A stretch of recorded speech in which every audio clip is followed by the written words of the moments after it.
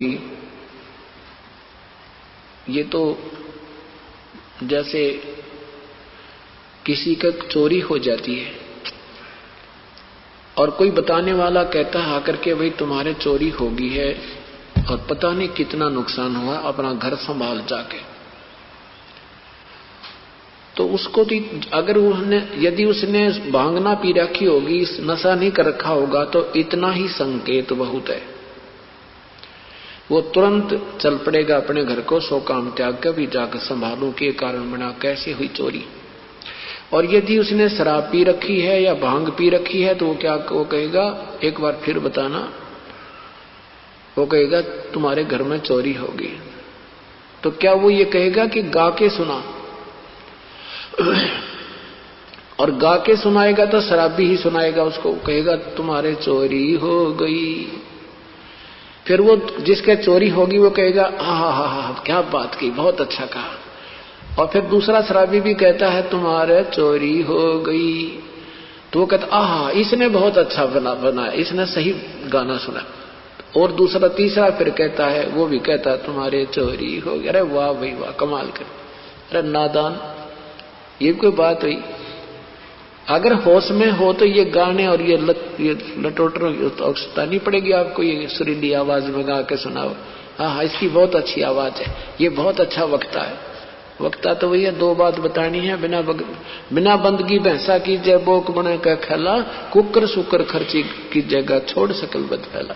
इतना संकेत बहुत है कि अगर भक्ति नहीं की तो पशु बनोगे और फिर ऐसी दुर्गति होगी, ये बुराई त्याग दो, सब बदफैल त्याग दो। इतना ही को काफी है, इतना ही बहुत है। लेकिन हमारे 3 इंजेक्शन लग रहे हैं, तीनों नशे के, एक रजगुण का, एक सतगुण का, एक तमगुण का। और ये इंजेक्शन इस एंटीबायोटिक ज्ञान से ही समाप्त होंगे, निष्क्रिय होंगे, अन्यथा इसका कोई विकल्प नहीं है, कोई अल्टरनेट उपचार नहीं है। तो वो भी गाने वाले भी नशे में हैं और सुनने वाले, न्यू कहने वाले, हाँ सुना, ओहो इसकी बहुत अच्छी वाणी, ये बड़ा अच्छा वक्ता है, क्या बात की, वो संत बड़े अच्छे प्रवचन करता है। प्रवचन तो 2 अक्षर की बात होती है भाई, भक्ति करो, बुराई त्याग दो, परमात्मा का नाम लो। ये बहुत बुरा हाल होगा, पशु बनेगा, पक्षी बनेगा। फिर भी संतों ने जैसे पहली क्लास के बालक को समझाया करें, A for apple, B for book, इस तरह के गाने को कहा भी है। बाकी नो नहीं ढोलक ढालक बांध के फिर तू सुना फिर तू सुना। बच्चे अगर कहें कि इस अध्यापक ने अच्छा नहीं गाना था, दूसरे अध्यापक को बोला वो सुना होगा हमने, ए फॉर एप्पल। तो ये हम कति भक्ति मार्ग से घने दूर कर रखे हैं और हमें परमात्मा पाने की रुचि तो है, लेकिन हम उसको दूसरी तरफ से लगा देते हैं। फिर हम उनकी तरफ देखने लग जाते हैं, अब के वो गाना बढ़िया गाएगा, अब वो अच्छा गाए। ऐसे हमने देखा 10-10 बैठ जाया करते एक स्टेज ला के, एक उससे बढ़िया गाने की चेष्टा करता, प्रशंसा के पात्र होने के बाद। फिर दास ने देखा ये तो सब ड्रामा हो रहा है। फिर संतों की वाणी पढ़ी उन्होंने, फिर क्या बताया हमारे को, फिर उस आधार से इनकी गाइडलाइनों पर दास चला तो आज सफलता प्राप्त हुई। तो इस प्रकार आप 2 अक्षर की बातें होती है, स्वयं पढ़ो और स्वयं पढ़कर इन वाणी को फिर आपकी आंखों में आंसू आएंगी, स्वयं आप महसूस करोगे तो आनंद आएगा। दूसरी आपने तो फिर उनकी सुरीली आवाज प्यारी लग रही है, आपको ये नहीं मालूम उस वाणी में कहा क्या है। आपको तो उनका वो अलगोजा अच्छा लग रहा है, वो हारमोनियम जो उसने गाने की बड़ी जिसकी सुरीली आवाज, आपको केवल वो पसंद है, ये नहीं पसंद आपको ये ज्ञान इसमें कहा क्या है।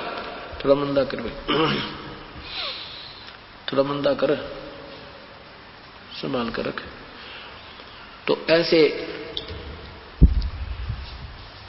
अब हमने अपने वास्तविक ज्ञान को समझना है और वास्तविकता से परिचित होना है। पहले क्या होते थे कि भाई उस डेरे में ना, एक गांव में डेरा, संत रहते हैं, संत आते हैं, वहां गांव वाले सेवा करते हैं। ये संत ने बनाए जाकर भाई संत की सेवा करे तुम्हारा तुम्हें बेड़ा पार हो जाएगा, नहीं। ये तो हमने जैसे संत कर रहा है ऐसे करना पड़ेगा, जैसे गुरुजी कर रहे हैं ऐसे हमने करनी पड़ेगी, तब हम पार होंगे। तो ये ड्रामाबाज जितने संत हैं ये क्या कहा करते, अब सेवक तो सेवा से पार हो जाता है, संत की सेवा करता रहे। तो एक गांव में ऐसे ही सेवा करा करते क्योंकि जैसा ज्ञान दिया गया उसी पर भोली आत्मा दृढ़ हो जाती है। तो समझदार वो गांव के लोगों ने क्या देखा कि जो संत ज्यादा भक्ति करता है ना रात को, उसकी सेवा करने से घना लाभ होता है। ठीक है, कोई भक्ति कर रहा है विधिवत, उसकी सेवा करोगे आप तो थोड़ा बहुत राहत मिल सकती है, लेकिन आप कल्याण नहीं हो सकता। जैसे किसान है और किसान ने अपनी खेती बो रखी है और वो खेती काट रहा है, एक उसका मजदूर है, वो उसके निकालने के बाद वो कूड़ा कुरकट रह जाती है, उसने कूटे, उसमें से दाने निकालो, वो कितना गुजारा होगा उसका। तो संत कहते हैं आप सेठ बनो। तो क्या होता है, तो उन ड्रामेबाजों ने देखा, वो रात्रि के में सत्संग यानी वो भजन करते हैं, तो श्रद्धालु लोग न्यू देखा करते। उन्होंने एक ऐसा अपना दृष्टिकोण बनाया संतों भक्तों ने, भाई जो शीघ्र रात में सुबह जल्दी उठता है ना संत, और जो पहले नहाता है स्नान करता है, तो वो सही भक्त है, वो ज्यादा भक्ति करता है, उसकी सेवा करने से हमें ज्यादा लाभ मिलेगा। तो क्या देखा एक कि जो पहले उठता था स्नान करके अपना कोई कपड़ा उपड़ा जो नहा के धो के सुखा देता था, उसकी पहचान कर लेते थे कि जी किसका कपड़ा है, बता देते थे फलाने संत का है, वो उस कमरे में बैठा है।